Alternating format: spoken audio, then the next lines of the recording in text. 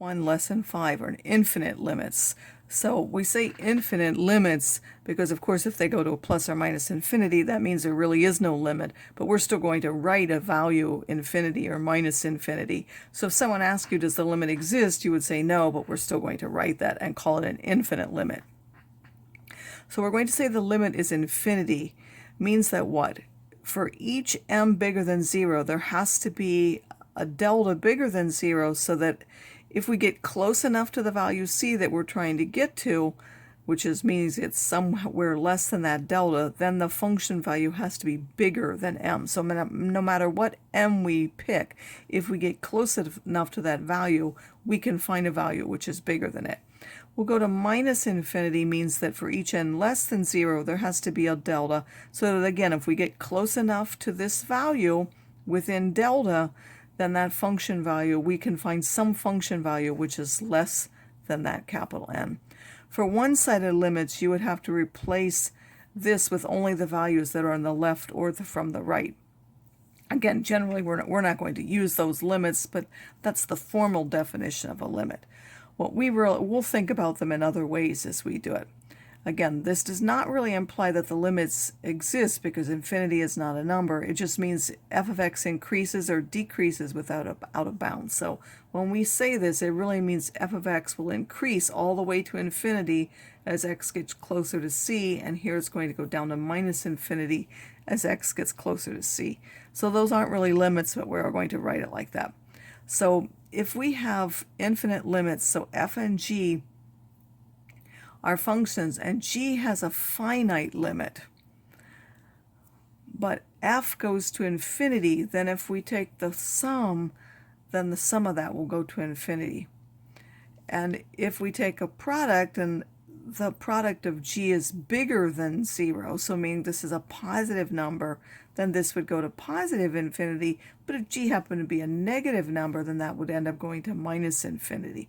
And the quotient would be 0 because the top is a finite number and the bottom is getting bigger and bigger, and that would end up going to 0. And then the opposite is true as if x goes to minus infinity. If we take something that goes to minus infinity plus or minus a number, again, that number is unimportant, so it will go to minus infinity for a number if we're multiplying by a number more than 0, or the limit of something that goes to more than 0, then that will go to minus infinity. If it goes to if it's a negative number, then that would end up going to positive infinity because it would be like multiplying two negatives together. This would still go to 0. So let's find each limit. Again, I'm going to find this, and it's not like substitution. I can't substitute 0 in here because I can't take 1 divided by 0. But we know that the limit of a constant is the constant itself, but the limit of this as x goes to 0, we're taking 1 by a number that goes from 0 from the left. That will actually be negative infinity because this is a negative quantity. It's going to get bigger and bigger and bigger. That will go to minus infinity. Therefore, there's no limit. It decreases without bound, but we'll write that that's equal to minus infinity. The limit as x goes to 0 from the plus, again, we can't put 0 in here because the sign of 0 is 0. This is something that doesn't exist. If we substitute to 0, that's going to go to positive infinity. Why? We know that the limit of the sign as x goes to 0 is 0, so this is like dividing by a 0 to the positive, so that's 2. Anytime you divide by a 0, it's going to go to either positive or minus infinity. Since this is positive and we're dividing by a positive, that will go to plus infinity. Again, there's no limit. It increases without bound, but we're going to write that that limit is equal to infinity. So the definition of asymptotes can be given in terms of these having finite or infinite limits. So if the function goes to plus or minus infinity as x goes to that value from the right or the left, then the line x equals c is a vertical asymptote. And we took this in pre-calculus, vertical asymptotes of fractional functions, meaning including rational ones, meaning when they're both polynomials. They don't have to be, but any fractional function of this form.